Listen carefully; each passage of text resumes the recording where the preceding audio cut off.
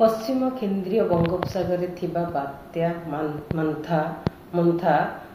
गत 6 घंटार 15 kilometre per our गति करिथिला उत्तर उत्तर पश्चिम आड़ को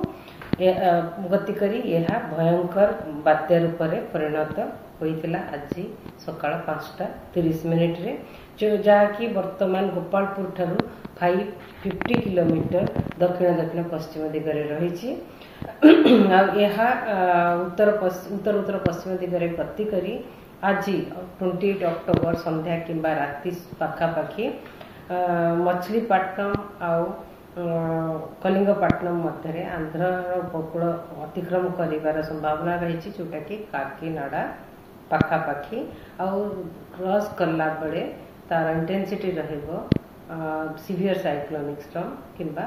भयंकर बात्या आउ सेते बेले क्रॉस कला बेले विंड स्पीड रहिबो 90 to 100 kilometre per hour gusting to 110 kilometre per hour और जमती आम फोरकास्ट देइथलु रेड कलर वार्निंग जारी करिछु गंजाम गजपति रायगढ़ कोरापुट मालकानगिरी नवरंगपुर कलाहांडी जिले में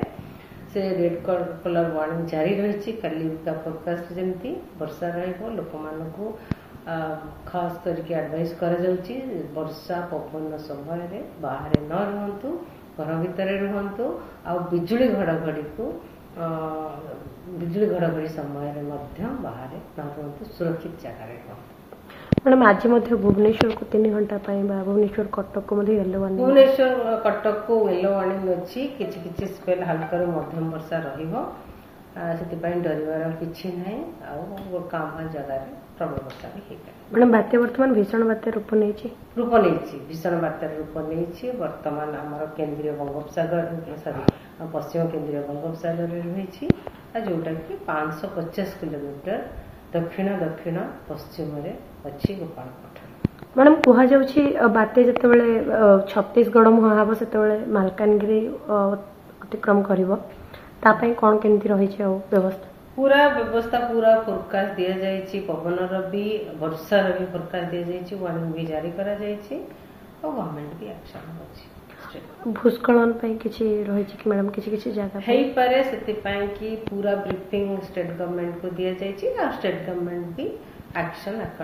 नौकरी। ओके मैडम वाइंड स्पीड आउ किछि वर्तमान बढ़िबार अछि उपकूल बा हमर उपकूल अंचल राज्य रे जो देइछु विंड स्पीड हमर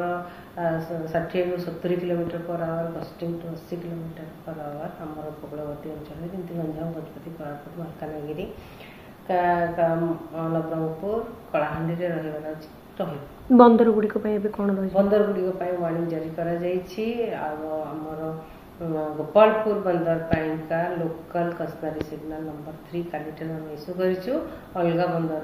का डिस्टेंट वार्निंग नंबर 2 इश्यू करा जाइछि।